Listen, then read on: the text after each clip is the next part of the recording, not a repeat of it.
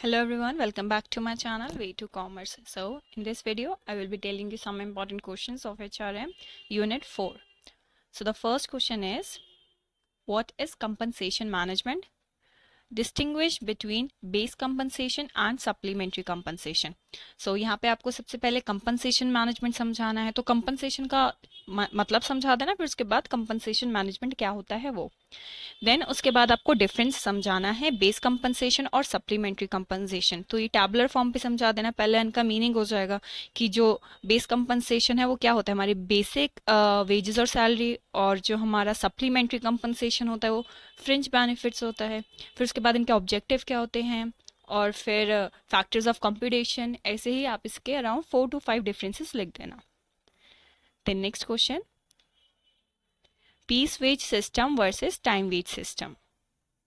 सो यहाँ पे भी आपको टैबुलर फॉर्म में समझा देना है कि पहले पीस वेज सिस्टम क्या है. उसमें ये है ना कि क्वांटिटी जितना आप प्रोड्यूस करते हो उसके अकॉर्डिंगली आपको पेमेंट मिलेगा.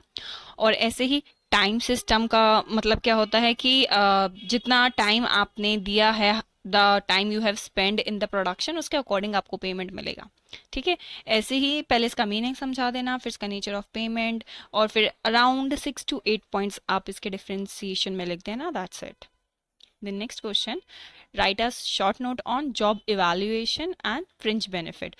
Yes, fringe benefit और job evaluation इस यूनिट में से बहुत इंपॉर्टेंट है. अगर शॉर्ट नोट आता है तो इन दोनों में से आने के सबसे ज़्यादा चांसेस हैं. Then next question, what are the causes of industrial accidents. So यहाँ पे आप सबसे पहले इंडस्ट्रियल एक्सीडेंट्स लिख देना, फिर उसके बाद जो ऑक्यूपेशनल हजार्ड्स होते हैं ना, डिजीजेस, वो लिखने हैं आपको यहाँ पे. जैसे सेफ्टी हजार्ड्स क्या होते हैं, ठीक है. और फिर उसके बाद आप बायोलॉजिकल हजार्ड्स लिख सकते हो.